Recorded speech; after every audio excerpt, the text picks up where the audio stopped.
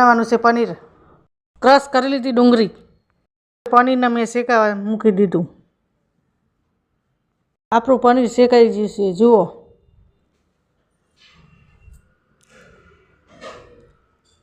આપણે ડુંગળી શેકી લઈશું.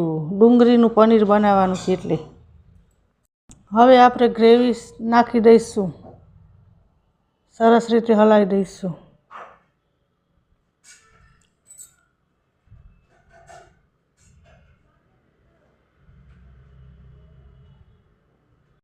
હવે આપણે પનીરનો મસાલો એડ કરી લઈશું.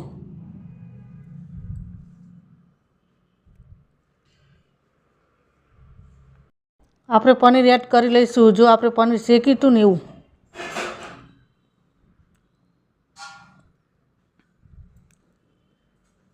આપણે હવે સરસ રીતે હલાવી દઈશું. જો આપણું પનીર કેવું સરસ લાગે છે.